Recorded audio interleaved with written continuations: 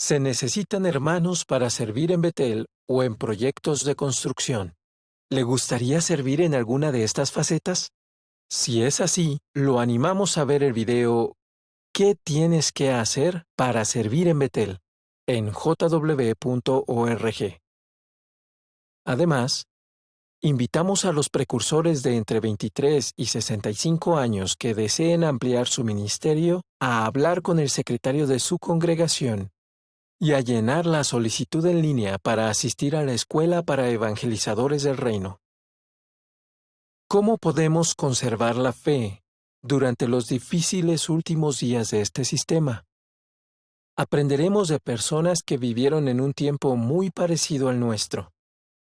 A continuación, el hermano Anthony Morris del Cuerpo Gobernante presentará la lectura bíblica dramatizada titulada Noé. La fe lo motivó a obedecer.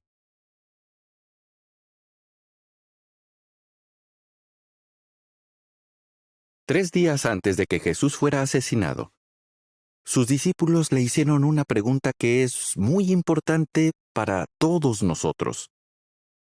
La pregunta fue, ¿qué señal habrá de tu presencia y de la conclusión del sistema? Cuando les contestó, Jesús predijo que durante algún tiempo antes del fin y de la llegada del nuevo mundo, habría guerras, terremotos, hambre y epidemias. Jesús también dijo, porque en aquellos días antes del diluvio, la gente comía y bebía, los hombres se casaban y a las mujeres las entregaban en matrimonio, hasta el día en que Noé entró en el arca. Y no hicieron caso, hasta que vino el diluvio y los barrió a todos. Así será en la presencia del Hijo del Hombre. Con esas palabras, Jesús confirmó que Noé fue una persona de la vida real y que el diluvio de verdad sucedió. También dejó claro que el tiempo en que vivimos hoy se parecería al tiempo en el que vivió Noé justo antes del diluvio. Por eso es muy importante que examinemos lo que sucedió en los días de Noé, pues hay mucho que podemos aprender. Los primeros capítulos de Génesis nos dan una idea de cómo vivió la gente durante los primeros siglos de la humanidad, después de que Adán y Eva fueran echados del jardín de Edén y antes de que Noé naciera. Todos hablaban el mismo idioma y muy probablemente ya habían desarrollado la escritura, ya habían construido una ciudad o puede que varias, y ya sabían trabajar el cobre y el hierro. Tenían instrumentos musicales como el arpa y la flauta. Y como eran descendientes cercanos de Adán y Eva, que habían sido perfectos, vivían muchos años, siglos incluso. Pero tenían un gran problema. Se habían alejado de Jehová. Y como resultado, formaban una sociedad violenta e inmoral. Era un mundo tan malo que Jehová hizo que un descendiente de Adán, un hombre de la séptima generación llamado Enoc, le anunciara a la gente que Dios no toleraría para siempre toda aquella maldad y rebeldía. Dios acabaría con los malvados. Claro, a la gente de aquella época no le gustó nada el mensaje de Enoc. Lo odiaban tanto que parece que intentaron matarlo. Enoc nunca vio cómo se cumplió su profecía. Pasaron unos 600 años más, y aquel mundo malvado no hizo más que empeorar. Leamos el relato de Génesis en el capítulo 6, los versículos 1 al 7. Ahora bien, cuando la cantidad de hombres empezó a aumentar por toda la tierra, y ellos tuvieron hijas, los hijos del Dios verdadero empezaron a darse cuenta de que las hijas de los hombres eran hermosas. Así que comenzaron a casarse con todas las que quisieron. Y Jehová dijo: Mi espíritu no tolerará por siempre al hombre, porque solo es carne. Por lo tanto, sus días serán 120 años. Los Nefilim ya estaban en la tierra para ese entonces, y también después. En esos tiempos, Los hijos del Dios verdadero tenían relaciones con las hijas de los hombres, y ellas les daban hijos. Estos fueron los hombres poderosos y famosos de la antigüedad.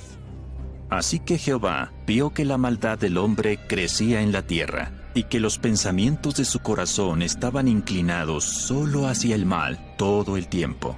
Y Jehová sintió pesar por haber creado al hombre en la tierra, sintió un gran dolor en el corazón. Por lo tanto, Jehová dijo: Voy a eliminar de la faz de la tierra a los hombres que he creado, tanto a ellos como a los animales domésticos, a los animales que se arrastran y a los animales voladores de los cielos, porque lamento haberlos hecho. Como acabamos de leer, algunos ángeles desarrollaron un deseo anormal e incorrecto cuando empezaron a fijarse en las mujeres hermosas de la tierra. Aquellos ángeles cometieron un acto de rebelión. Bajaron a la tierra y ya con cuerpos humanos tuvieron sexo con las mujeres. Se convirtieron en demonios, seres malvados y egoístas. Quizás fueran muy atractivos, inteligentes y hasta encantadores. Encima tenían superpoderes. Serían irresistibles para muchas mujeres, en especial para las que no querían saber nada de Dios. A otras, tal vez las hayan violado. Sea cual sea el caso, los demonios tomaron todas las que quisieron. ¿Y quién sería capaz de detenerlos? Estamos hablando de demonios. Estas criaturas se apoderaron de las hijas de muchos hombres, de sus hermanas y quizás de sus esposas. Aquellas mujeres quedaron embarazadas, pero los hijos que dieron a luz no eran como los demás varoncitos. Eran mucho más fuertes, agresivos y crueles. Y siguieron siendo así de adultos. En la tierra nunca jamás había habido alguien tan cruel como ellos. La Biblia los llama los Nefilim, que quizás significa los derribadores, los que hacen caer a otros. Aterrorizaban a la gente. Igual que sus padres, los Nefilim no respetaban a Dios. Buscaban la fama, ser los más violentos, los más fuertes. Los ángeles materializados y sus hijos, los Nefilim, conquistaron el mundo de su época y se ganaron muchos seguidores de entre la gente. Así que Jehová vio que la maldad del hombre no tenía límites y que sus pensamientos estaban inclinados hacia lo malo en todo momento. Qué feliz debió de sentirse Satanás al ver que la gran mayoría de la humanidad le había dado la espalda a Jehová y se había echado a perder. Pero, en medio de toda aquella maldad, había un hombre que sí era fiel a Dios. ¿Y quién era? Leamos Génesis capítulo 6, versículo 8. Sin embargo, Noé tuvo la aprobación de Jehová. Esta es la historia de Noé. Noé era un hombre justo. Resultó ser intachable entre la gente de su tiempo. Él andaba con el Dios verdadero.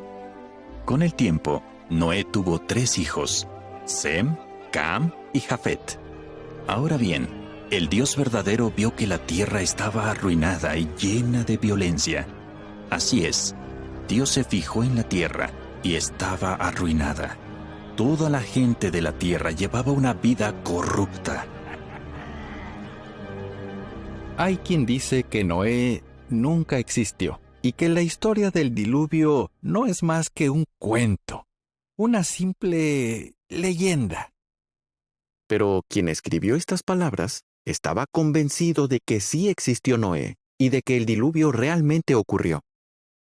También los profetas Isaías y Ezequiel hablaron de Noé, y tanto Esdras, el escritor del primer libro de las Crónicas, como Lucas incluyeron a Noé en las genealogías que compilaron. Además, los apóstoles Pablo y Pedro se refirieron al diluvio como un hecho. Y como dijimos al principio, lo que dijo Jesucristo el Hijo de Dios, sobre Noé y sobre el diluvio, confirma que el relato de Génesis es verdad. La fe de Noé era única. Vivía en un mundo dominado por los demonios y su prole despiadada, y estaba rodeado de personas malvadas que se habían rebelado contra Dios. Y no tenía muchas de las cosas que tenemos nosotros para fortalecer nuestra fe. No tenía la Biblia, que nos ayuda a conocer mejor a Jehová y a amarlo, y a aprender del ejemplo de otros hombres y mujeres fieles que han existido. Tampoco era parte de una congregación, donde los demás te dan su apoyo y fortalecen tu fe. Pero había cosas que Noé sí tenía. Tenía constancia de lo sucedido en Edén y podía ver las consecuencias. La gente envejecía y moría. También sabía que la entrada al Edén estaba resguardada y que Dios había maldecido el suelo fuera del jardín. Tenía muy presente lo que había profetizado su bisabuelo Enoc. También recordaba que sobre él mismo, su padre Lamec, había profetizado que aquel hijo libraría a la humanidad del trabajo y del esfuerzo doloroso que implicaba cultivar el suelo que Jehová había maldecido. Por eso lo llamó Noé, que quizás significa descanso o consuelo. Noé debió de pensar mucho en aquellas profecías. ¿Cómo traería a él consuelo? ¿Cómo castigaría Dios a toda aquella gente mala? ¿Y cuándo? Durante siglos tuvo aquellas preguntas y seguro que le oró a Jehová. Para cuando Noé tenía más de 500 años de edad, ya se había casado y su esposa le había dado 3 hijos. A pesar de la pésima influencia que lo rodeaba, Noé permaneció fiel y ayudó a su familia a hacer lo mismo. Un día, Jehová le transmitió a Noé un mensaje que debió de haberlo dejado boquiabierto. Regresemos al capítulo 6 de Génesis y leamos a partir del versículo 13. Entonces Dios le dijo a Noé: He decidido acabar con todo ser vivo, porque la tierra está llena de violencia por culpa de los hombres. Por eso voy a destruirlos y a arrasar la tierra. Construye un arca de madera resinosa para ti. Hazle compartimientos y cúbrela de alquitrán por dentro y por fuera. Hazla así. Debe medir 300 codos de largo, 50 codos de ancho y 30 codos de alto. Debe tener 3 niveles, primero, segundo y tercero. A un codo del techo debe haber una ventana para que entre luz, y la entrada del arca debe estar en uno de los lados. Y yo, por mi parte, voy a traer un diluvio que inundará la tierra y destruirá a todo ser vivo que está bajo los cielos y que tiene aliento de vida. Todo lo que está en la tierra morirá. Estoy estableciendo mi pacto contigo. Tú tienes que entrar en el arca con tus hijos, tu esposa y tus nueras. También debes meter contigo en el arca una pareja de cada tipo de animal, un macho y una hembra, para mantenerlos con vida. 2 ejemplares de cada animal volador según su género, 2 ejemplares de cada animal doméstico según su género, y 2 ejemplares de cada animal que se arrastra según su género irán a donde estés, y entrarán en el arca para que los mantengas con vida. Y tú por tu parte, debes juntar todo tipo de alimento y llevártelo para que tú y los animales puedan comer. Así que Noé hizo todo lo que Dios le había mandado. Lo hizo tal como él había dicho. Noé llevaba mucho tiempo esperando que Jehová hiciera algo, y ahora por fin sabía lo que haría. Vendría un diluvio. Aquella inundación tendría efectos catastróficos. Dios también le dijo a Noé lo que él y su familia debían hacer. ¡Qué gran responsabilidad tenían! Seguro que se sintieron muy nerviosos. Tenían que hacer un arca enorme.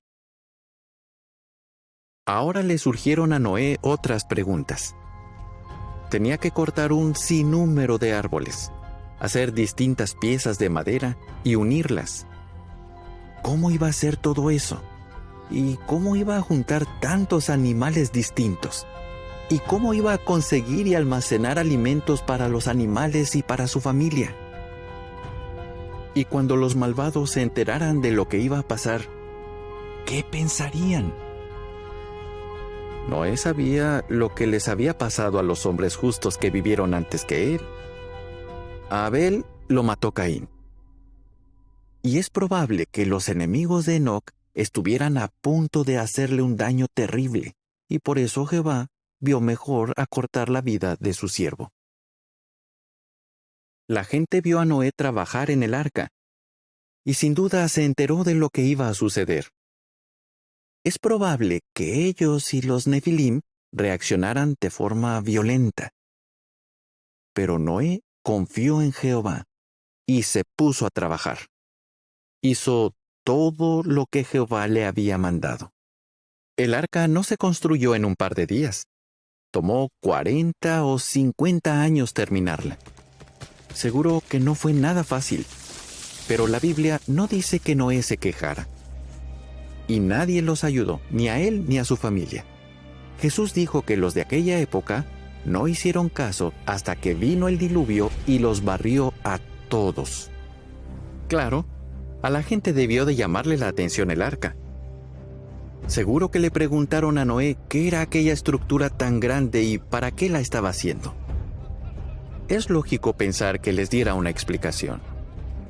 Y aunque saltaba a la vista que Jehová estaba bendiciendo a Noé y sus esfuerzos, la gente no fue capaz de verlo. Se negaron a aceptar que aquello afectaría su propia vida. Estaban muy ocupados en sus propias cosas. Comían, bebían, se casaban.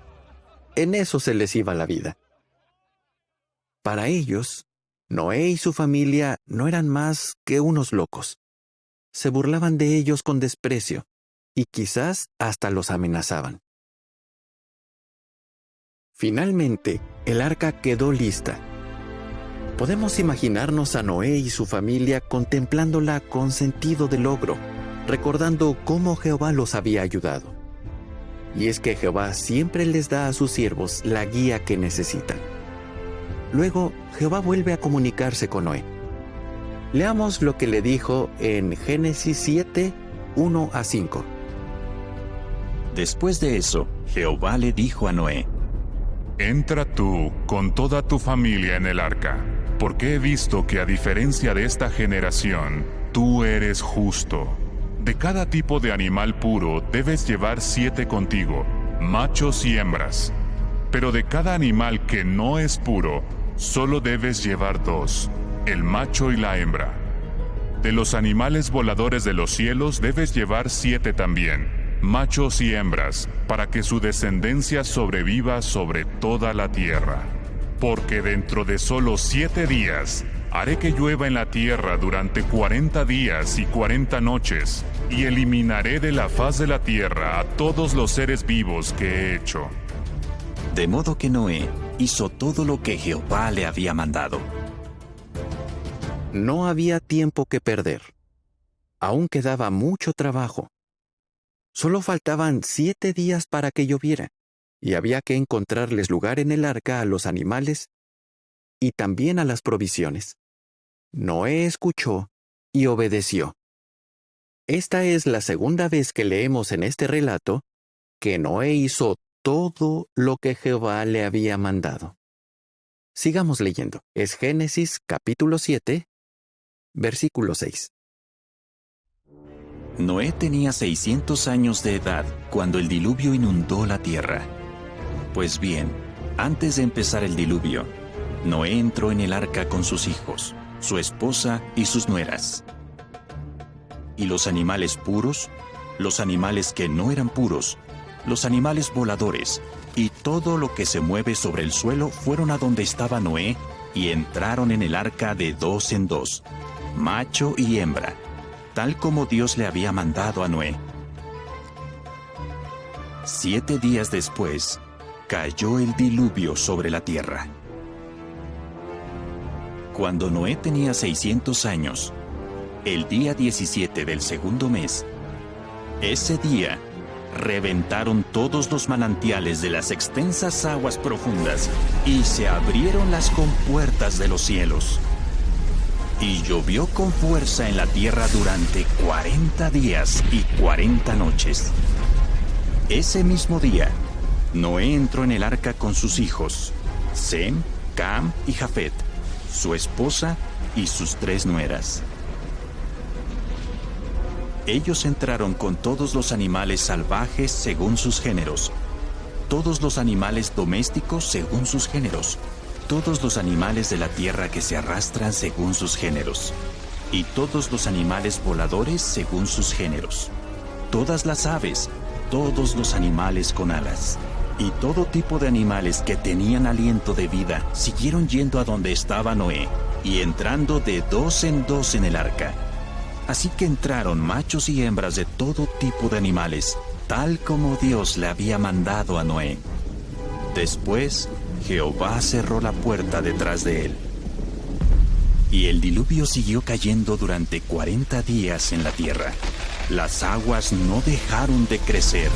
Empezaron a levantar el arca y la hicieron flotar muy por encima del suelo. Las aguas siguieron creciendo e inundando la tierra, pero el arca flotaba en la superficie. Las aguas crecieron tanto que cubrieron todas las montañas altas que hay bajo los cielos. Llegaron hasta 15 codos por encima de las montañas.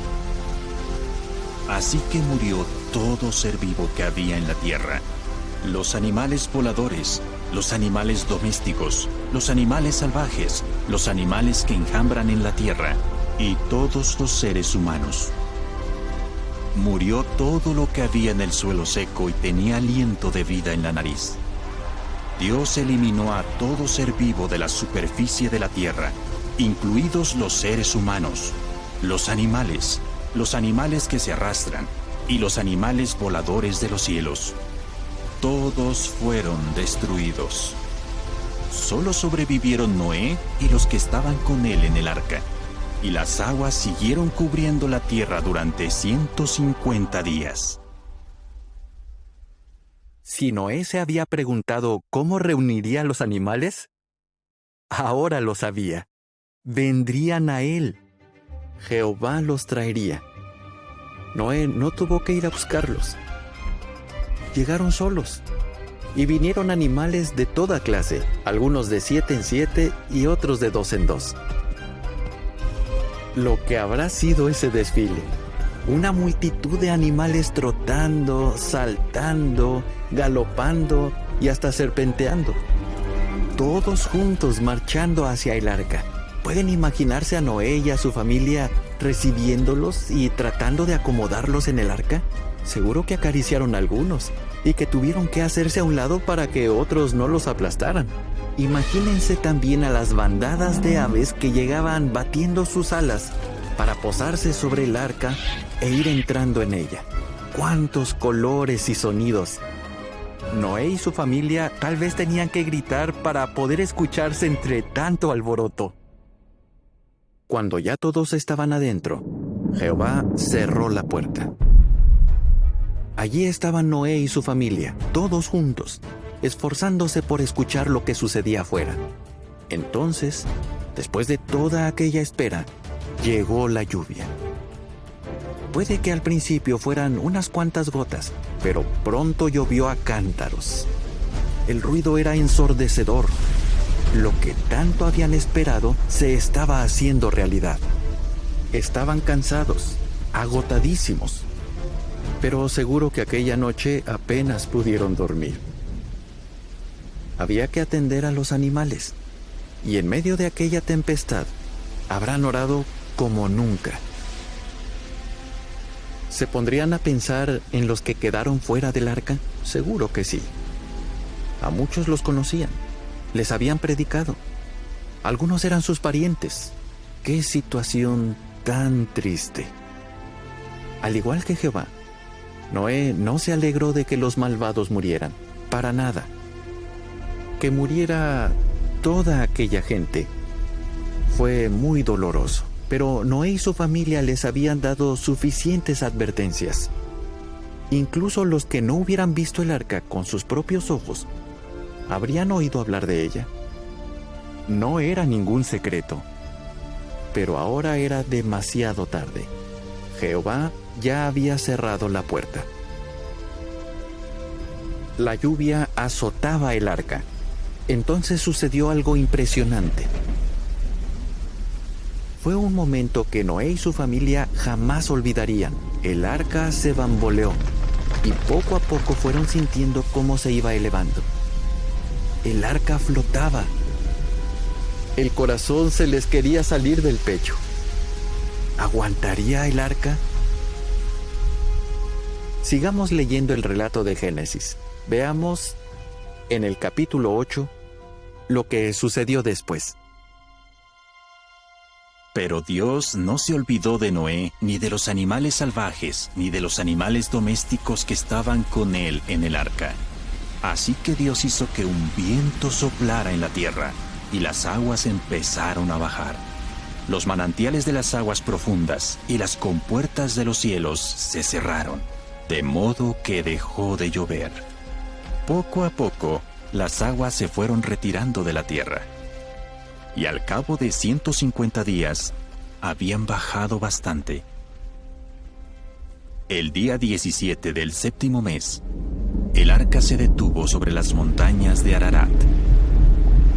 Las aguas siguieron disminuyendo hasta el 10º mes.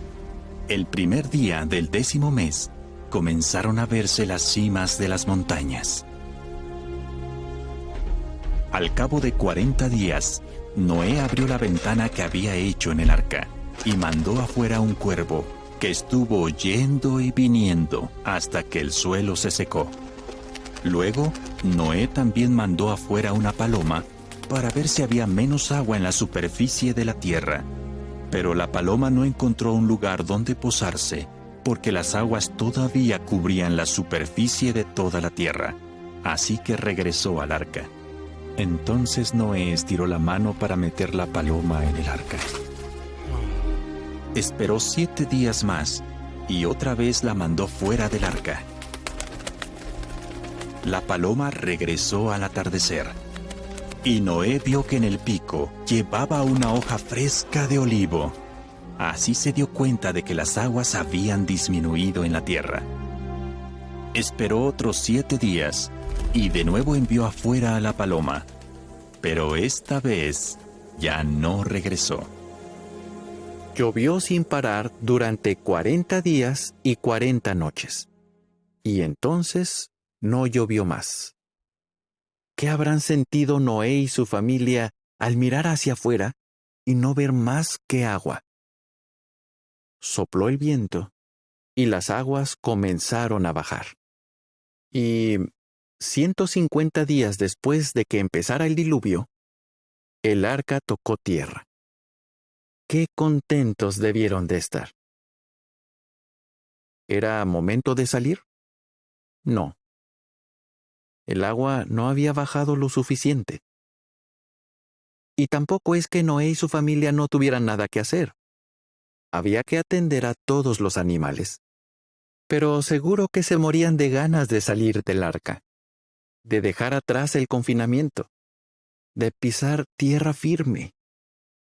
Pero había que ser pacientes. Aún así, nos los podemos imaginar conversando de todo lo que harían cuando por fin salieran del arca. Pasaron otros 73 días. Ahora se veían las cumbres de las montañas. ¿Había llegado la hora de salir? Noé se asomó por la ventana. Luego, de entre las aves, seleccionó un cuervo y lo dejó libre, pero regresaba. Más adelante, Noé decidió intentarlo con una paloma. Pero la paloma también regresó, porque no encontró dónde posarse. Noé esperó una semana y la liberó de nuevo. Esta vez, la paloma regresó con una hoja de olivo en el pico, cuando la volvió a soltar 7 días después, la paloma ya no regresó. ¿Qué pasó entonces? Veámoslo aquí en Génesis, capítulo 8, versículo 13. En el año 601 de la vida de Noé, en el primer día del primer mes, las aguas se habían retirado de la tierra. Noé quitó la cubierta del arca y vio que el suelo se estaba secando. Y en el día 27 del segundo mes, el suelo quedó completamente seco. Entonces Dios le dijo a Noé: Sal del arca con tu esposa, tus hijos y tus nueras.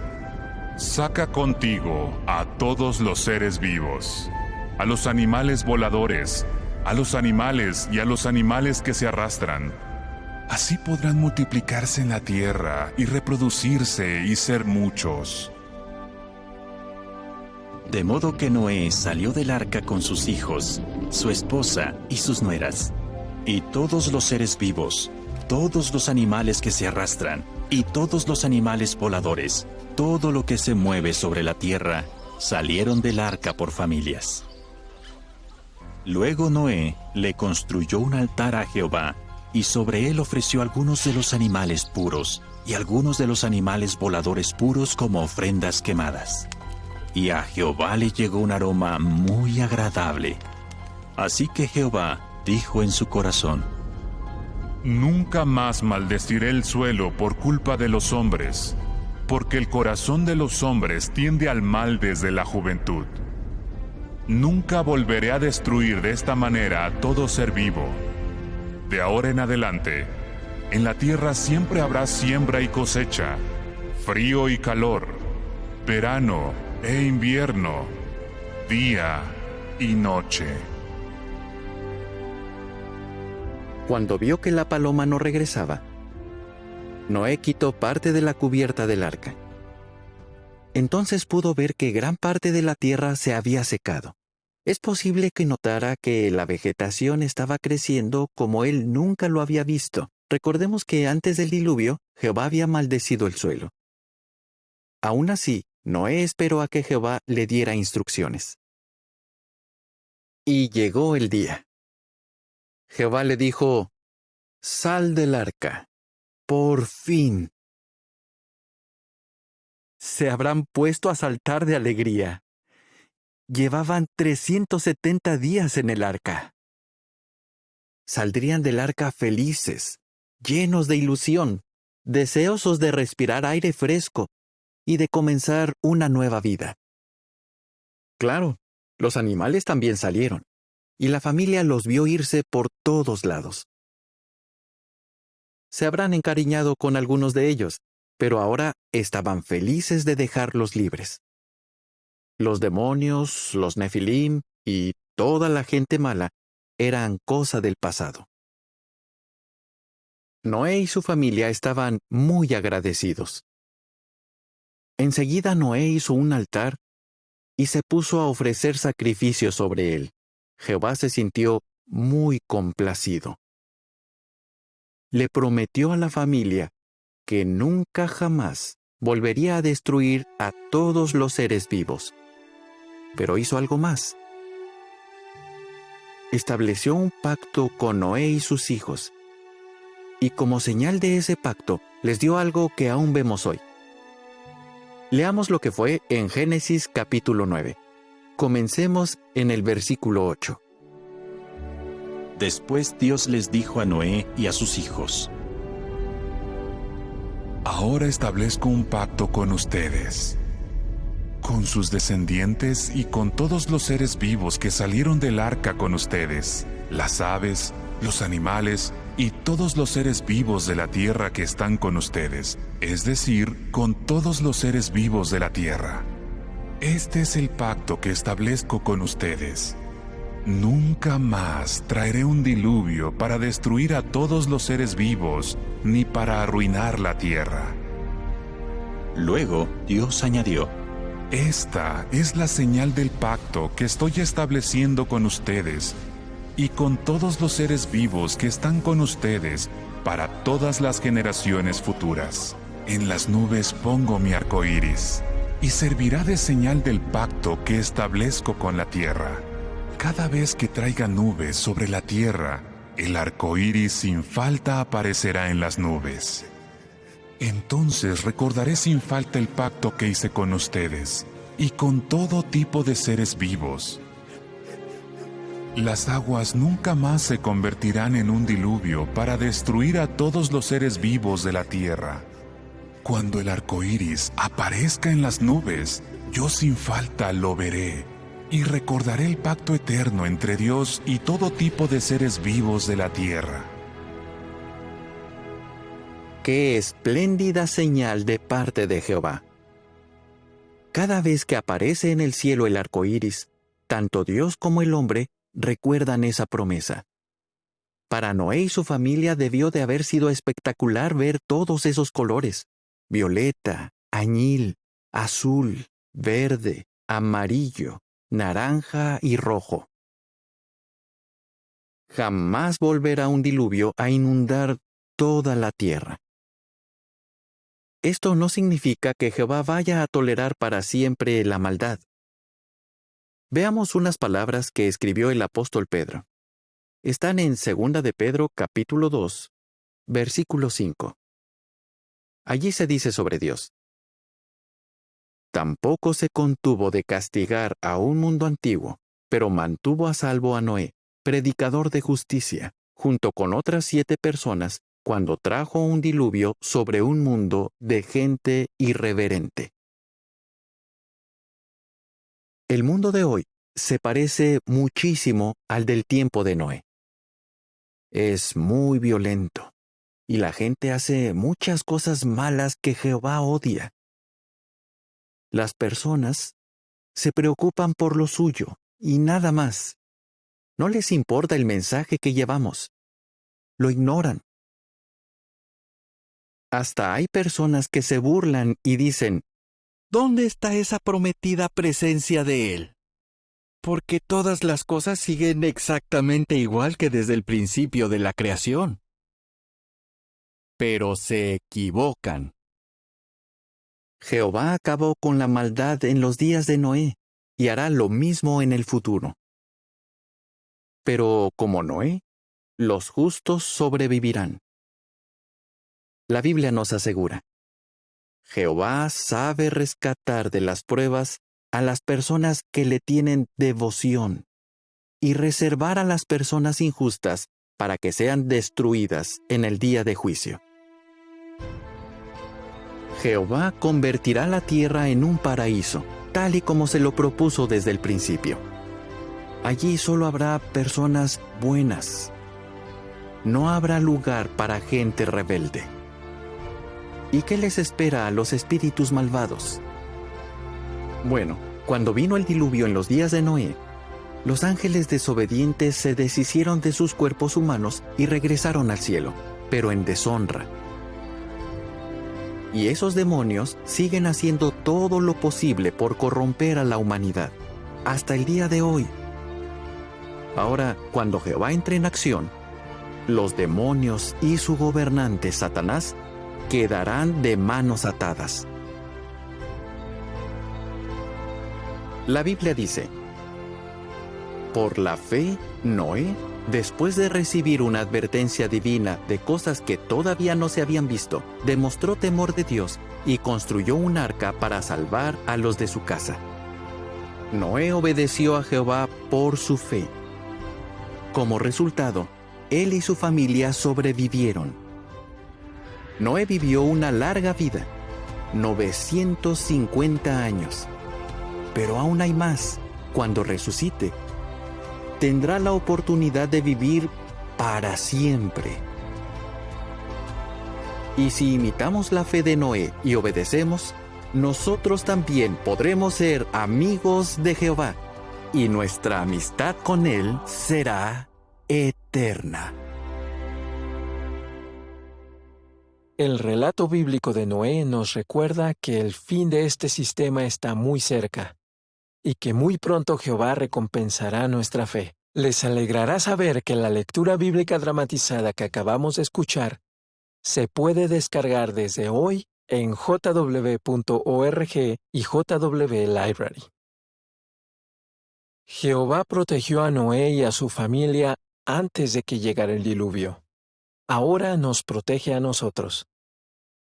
¿Qué puede ayudarnos a permanecer cerca de Jehová a pesar de las pruebas? ¿De qué maneras nos ayuda Jehová hoy día? Presten atención al hermano Kenneth Cook del Cuerpo Gobernante, que responderá a estas preguntas en el discurso. Tengamos fe y no dudemos.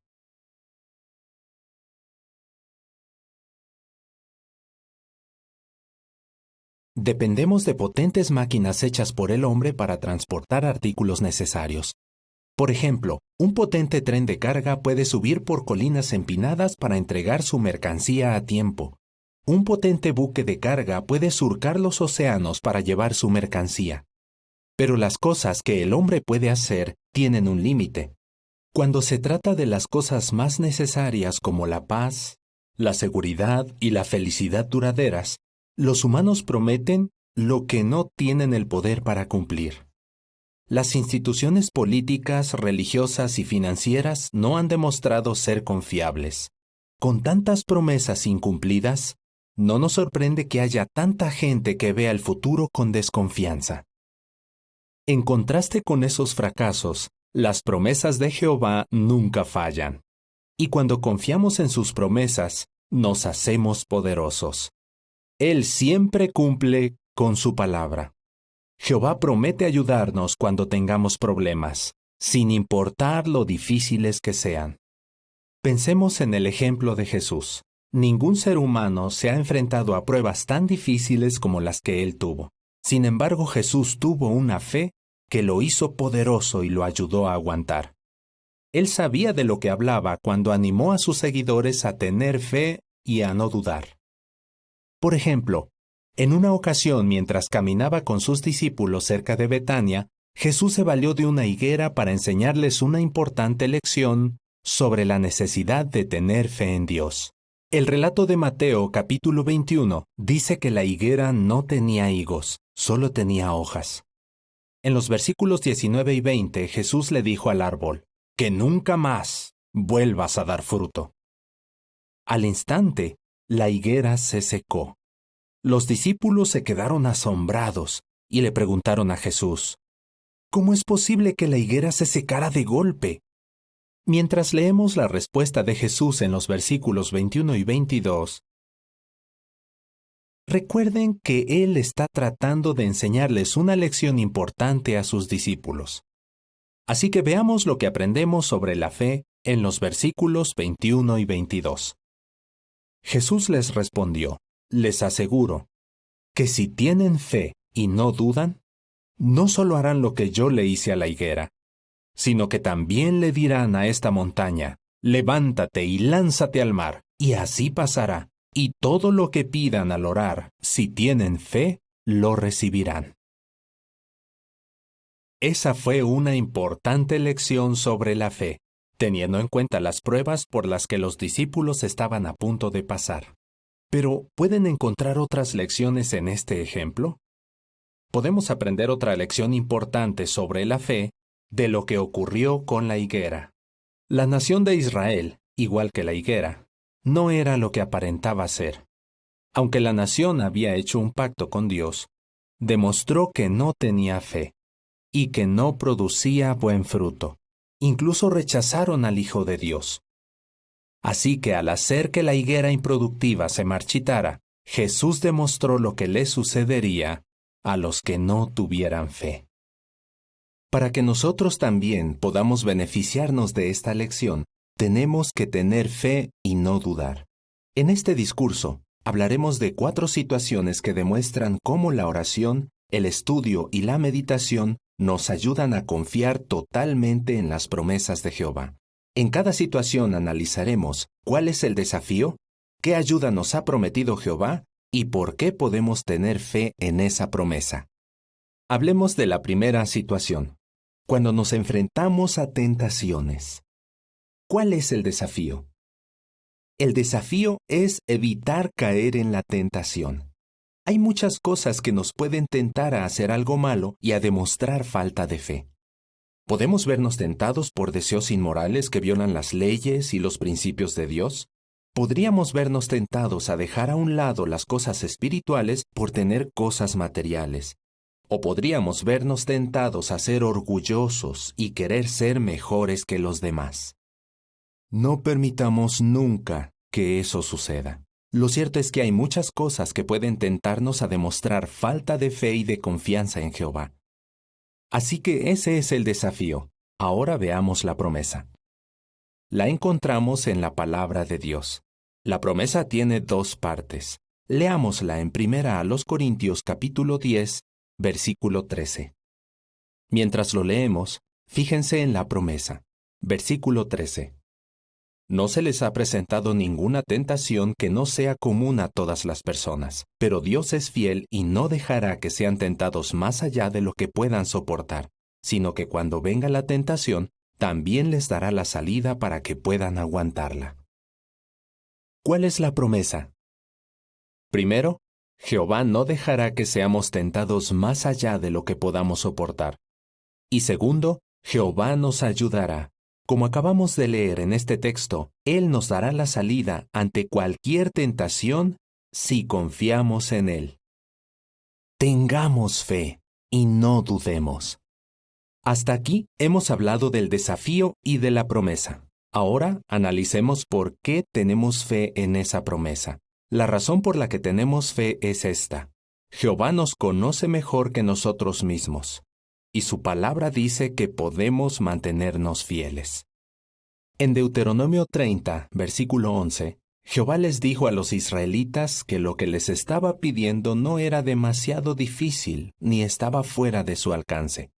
Así que, con razón, esperaba que ellos demostraran fe y obedecieran. Y Él no espera menos de sus siervos hoy día. Veamos algunas cosas que podemos hacer y que nos ayudarán a vencer las tentaciones. Veamos primero cuáles son y luego analizaremos más a fondo dos de ellas. Primero, pedirle a Jehová a menudo que nos dé fuerzas.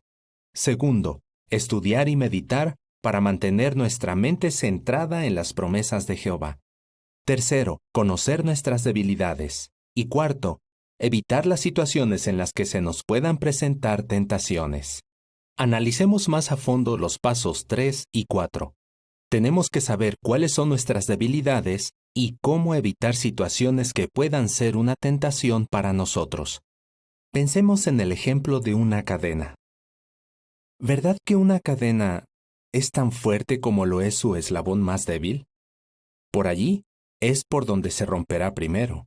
Como una cadena, tenemos debilidades que otros quizás no vean, pero nosotros sí debemos saber cuáles son. Asegúrese de conocerse a sí mismo y de saber cuáles son sus puntos débiles. Así sabrá de qué cosas protegerse. En otras palabras, sabrá cuál es su eslabón más débil.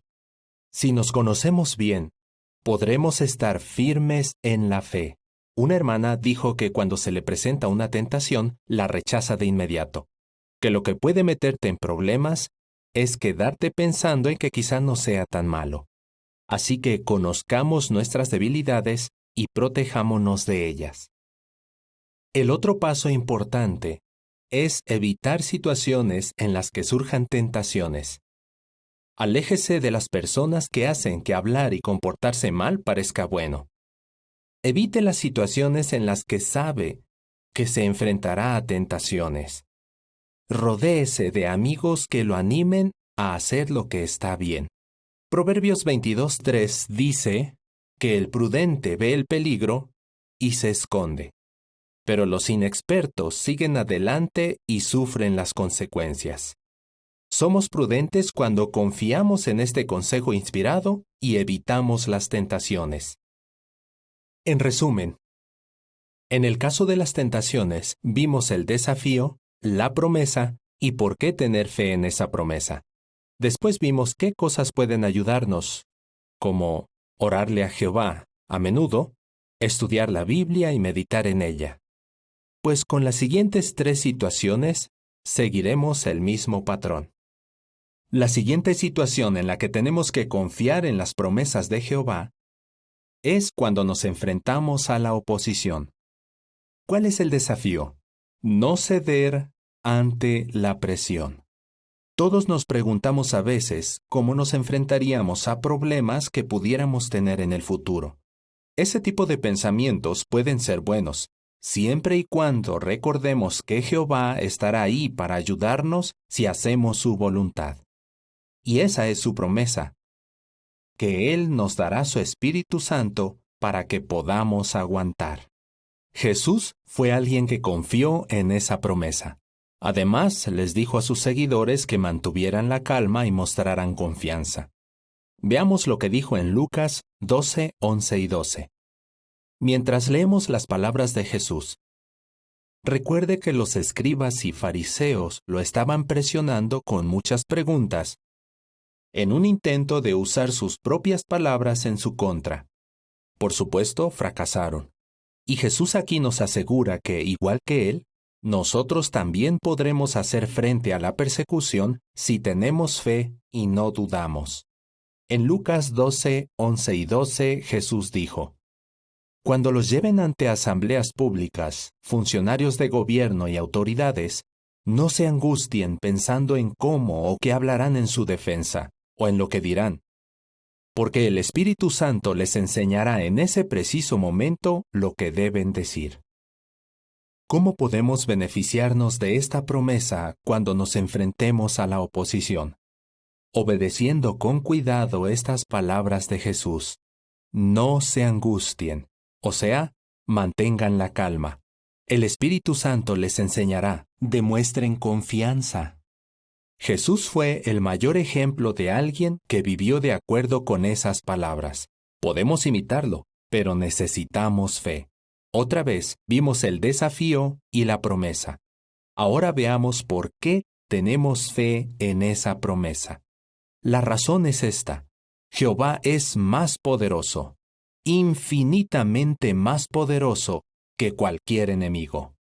Veamos 3 cosas que podemos hacer que nos ayudarán a enfrentarnos a la oposición y la persecución.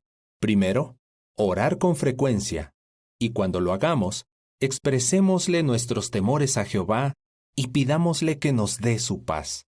El escritor del libro de Lamentaciones animó a los siervos de Dios a derramar su corazón como agua. Como cuando derramamos hasta la última gota de agua de un gran balde, no nos guardemos nada cuando le oremos a nuestro Padre Celestial, especialmente cuando estamos afrontando oposición o persecución. Derrámele su corazón a Jehová. Él ha prometido que lo va a ayudar. Tengamos fe en el poder de Jehová para ayudarnos y confiemos en su promesa. Como dijo Jesús, no se angustien. Una fe fuerte nos ayudará a evitar la angustia. Segundo, también nos ayudará a afrontar la oposición, estudiar la Biblia y meditar en ella. Leer la Biblia todos los días fortalecerá nuestra convicción de que Jehová nos ama y de que nunca nos abandonará. Cuando la lea, fíjese en las bonitas cualidades de Dios. Perciba el amor de Jehová por usted en las cosas que Él dice y hace. Al meditar en las palabras y las acciones de Jehová, piense en el tiempo que lleva sirviéndole. Seguro que podrá recordar muchísimas cosas que Jehová ha hecho por usted desde que empezó a servirle. Leer la Biblia y meditar en ella nos acerca a Jehová, la fuente de nuestras fuerzas. Cuanto más confiemos en Jehová, más fuerte será nuestra amistad con Él y más fuerte será nuestra fe en Él. La tercera cosa relacionada con lo anterior que nos ayudará a afrontar la oposición es reflexionar en cómo Jehová nos ayudó a afrontar pruebas en el pasado. Y eso es exactamente lo que hizo David. En el Salmo 18:6 dijo: En mi angustia llamé a Jehová. A gritos seguí pidiéndole ayuda a mi Dios. Desde su templo oyó mi voz. Mis gritos de auxilio llegaron a sus oídos. ¿Se acordó David de que Jehová lo había ayudado? Por supuesto. Oyó mi voz, dijo David, y mis gritos de auxilio llegaron a sus oídos. David no solo recordaba lo que había pasado, tenía fe en que Jehová lo había escuchado. Seguía beneficiándose de las bendiciones pasadas porque nunca olvidó lo que Jehová había hecho por él. Si en alguna ocasión percibe que Jehová lo ayuda y está seguro de ello, nunca lo olvide. Así demostrará su agradecimiento. Experiencias como esas nos fortalecerán para cuando vengan pruebas en el futuro. Hasta ahora hemos visto que necesitamos fe para enfrentarnos a las tentaciones y a la oposición. Sigamos el mismo patrón que dijimos antes con la tercera situación. Cuando sufrimos enfermedades. ¿Cuál es el desafío? El desafío que afrontamos cuando estamos muy enfermos es no dudar de que Jehová nos cuidará. Tenemos que seguir recordándonos que Jehová nos ama y que nunca nos abandonará. Recuerde la promesa. Jehová sostendrá a sus siervos fieles que están enfermos. Esa promesa no es una ilusión que usted se hace por lo que ha leído en la Biblia. No, se trata de una afirmación muy clara que encontramos en Salmo 41:3. Busquemos Salmo 41:3. ¿Promete Jehová curarnos? Veamos lo que dice. Jehová lo sostendrá cuando esté enfermo en cama. Le cambiarás por completo la cama durante su enfermedad. ¿Usó aquí Jehová la palabra curar? No, usó sostener. Jehová nos sostendrá. La curación vendrá en el futuro. Pero podemos confiar en su promesa de que sostendrá a sus siervos. ¿Por qué tenemos fe en esa promesa? Porque sabemos que Jehová siente compasión por los que tienen mala salud o pasan por otras dificultades. En el versículo 1 de ese mismo salmo, Jehová nos asegura que rescatará al desfavorecido. Jehová expresa con cariño algo parecido en Isaías 57, versículo 15. Ahí él dice, Yo vivo en el lugar alto y santo, pero también con los aplastados y los de espíritu humilde, para revivir el espíritu de los humildes y para revivir el corazón de los aplastados. Yo vivo en el lugar santo, dice Dios, pero también con los aplastados y los de espíritu humilde. Jehová se preocupa mucho por nosotros, ¿no es cierto? Como es compasivo, está cerca de sus siervos que están enfermos. Aunque debemos tener fe en que Jehová nos sostendrá, especialmente cuando estamos pasando por una enfermedad grave, ¿qué tenemos que hacer nosotros para aguantar? Podemos hacer 3 cosas para beneficiarnos del apoyo amoroso de Jehová. Primero, pídale a menudo a Jehová que le dé sabiduría práctica para lidiar con su enfermedad. Santiago 1, versículo 6 dice, Siga pidiendo con fe, sin dudar nada. Y Jesús también dijo que tuviéramos fe y no dudáramos. Cuando a una hermana le diagnosticaron una enfermedad grave, se dio cuenta de que tenía que hacer algo. Ella dijo, Cuando me diagnosticaron cáncer de pulmón y de colon, fue como si me hubieran sentenciado a muerte. Pero al llegar a casa pensé, bueno, no es lo que esperaba, pero tengo que encontrar la manera de hacerle frente. ¿Qué hizo entonces? Orar. Pero no de cualquier manera. Ella dice, no le pido a Dios que me cure. Le pido que me ayude a ser fuerte y a sobrellevar mi enfermedad. ¡Qué buen ejemplo! Esta hermana entiende lo que dice el Salmo 41:3, ¿verdad? Si tenemos una enfermedad incurable, tengamos fe en que nos curaremos en el nuevo mundo. Mientras tanto, también tengamos fe en la promesa de Jehová de sostenernos durante las pruebas y las enfermedades. Cambiará nuestra cama, como dice el Salmo.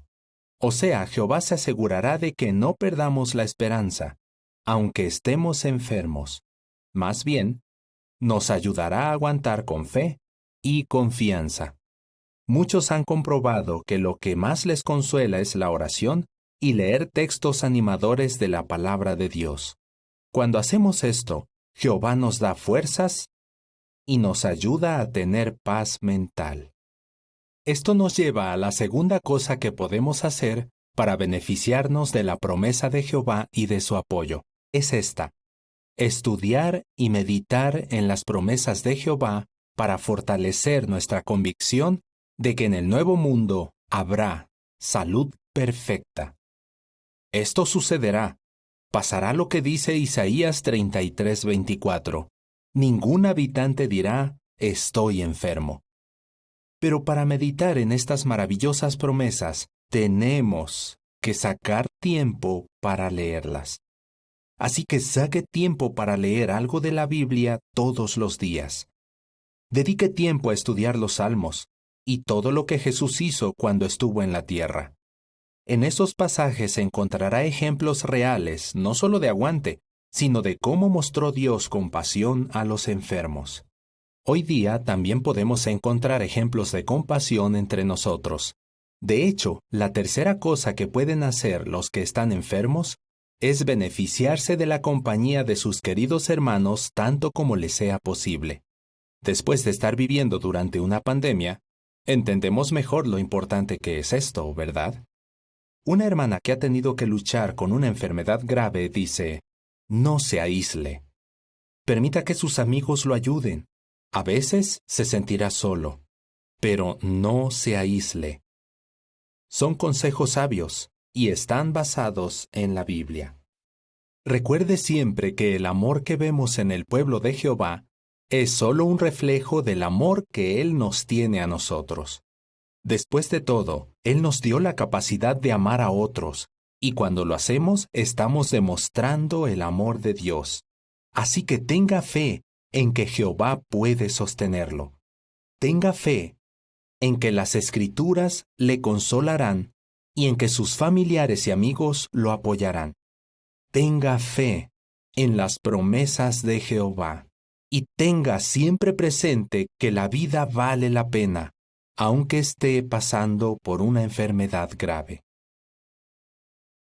En todas las situaciones que hemos analizado hasta ahora, hemos visto que la fe es una cualidad imprescindible.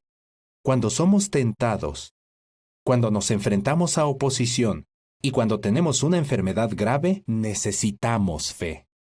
También la necesitamos cuando tenemos problemas económicos. Está claro que necesitamos ciertas cosas para sobrevivir y para continuar en nuestro servicio a Jehová. La pregunta es, ¿cómo reaccionamos cuando conseguir las cosas necesarias se pone difícil? Comida, ropa, casa, transporte, etc. Cuando conseguir estas cosas es difícil, podemos sentir ansiedad. Es un hecho, sucede. Y evitar esa ansiedad es un desafío que tenemos que afrontar. Si esa es nuestra situación, ¿qué debemos recordar? La promesa de Jehová. Jehová nos promete que si ponemos el reino en primer lugar, Él nos dará las cosas que necesitamos. Debemos tener fe en esa promesa, una fe muy fuerte.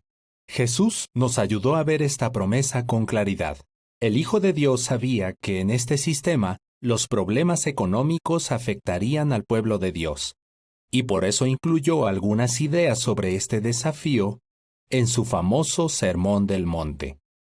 Pero también habló de la promesa que Jehová nos hace. Vamos a leer juntos Mateo capítulo 6, versículo 33. Mateo 6:33. Jesús vino a la tierra como humano. Recordemos eso mientras leemos este texto. Él se crió en una familia humilde. Puede ser que conseguir las cosas necesarias no siempre fuera fácil. Pero confiaban en Jehová y tenían lo necesario para servirle. Así que lo que dijo Jesús aquí en Mateo 6:33 lo dijo como un humano que entendía las dificultades a las que nos enfrentamos. Y ese es el contexto en el que Jesús animó a quienes lo escuchaban a dejar de angustiarse y a confiar en que Jehová los ayudaría. Y mencionó la promesa del versículo 33. Por lo tanto, sigan buscando primero el reino y la justicia de Dios, y entonces recibirán también todas esas cosas.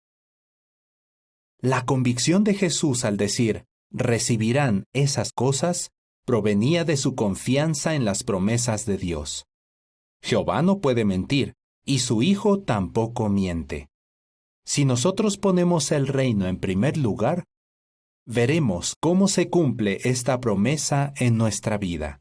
Hay muchas razones para tener fe en esas palabras. Piénselo. Jehová les da a las plantas y a las aves lo que necesitan para vivir. Con más razón hará lo mismo por sus siervos. Sabemos que esto es cierto no solo porque lo dice la Biblia, sino porque lo vemos en nuestra propia vida. En Mateo 6, 26 a 29, justo antes de decirles a sus discípulos que pusieran primero el reino, Jesús les pidió que observaran con atención las aves del cielo. ¿Por qué? ¿Qué quería que vieran sus discípulos? Quería que vieran cómo nuestro Padre cuida a esos animalitos, cómo está pendiente de que tengan con qué alimentarse. Tienen lo que necesitan. Las aves no están todo el día preocupadas, así que no nos preocupemos. Jesús hizo la pregunta, ¿no valen ustedes más que ellas?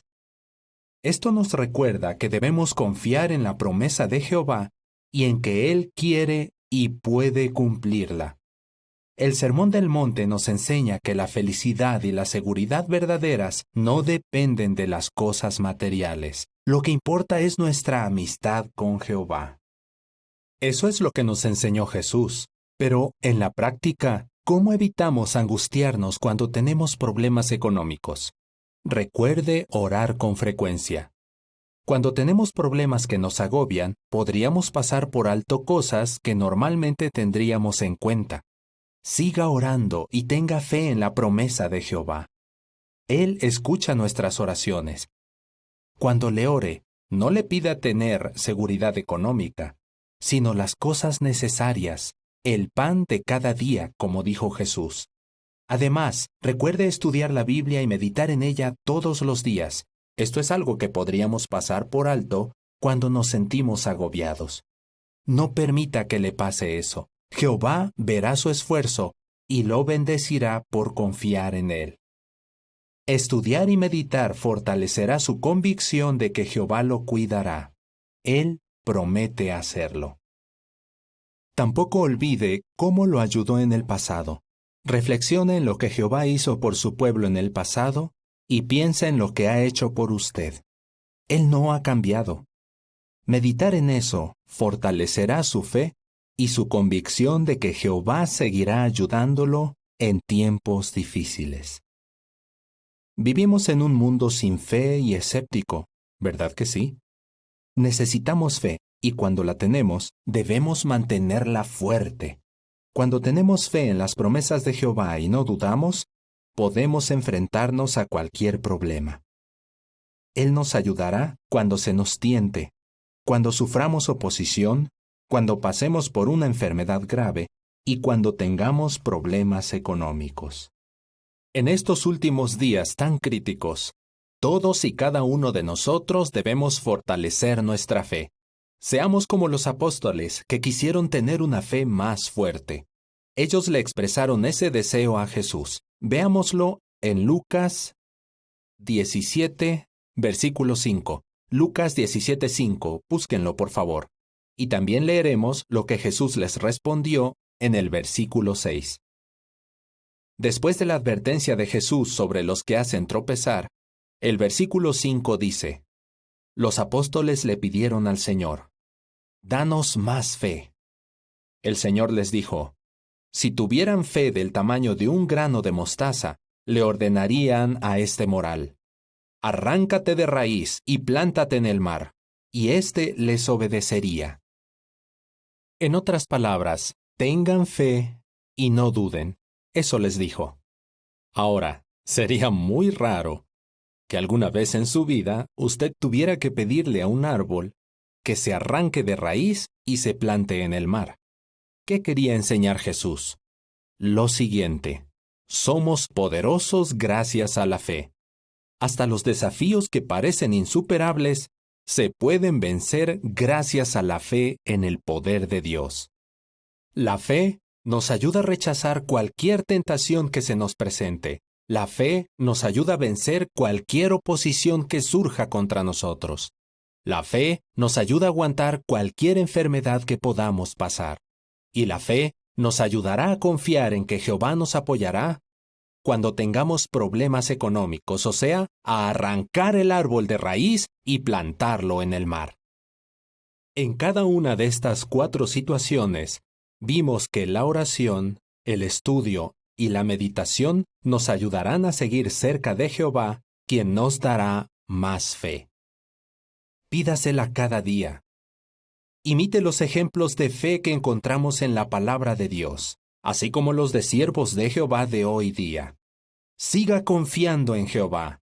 Él cumple todas sus promesas y bendecirá sus esfuerzos por tener fe y no dudar. Gracias, hermano Cook, por recordarnos con cariño que Jehová siempre cumple lo que promete. Para terminar esta sesión, los invitamos a cantar una canción que expresa lo mucho que confiamos en nuestro Padre Jehová. Es la número 118, titulada Danos más fe. Pueden hacer una oración de conclusión después de la canción. Repetimos, canción 118.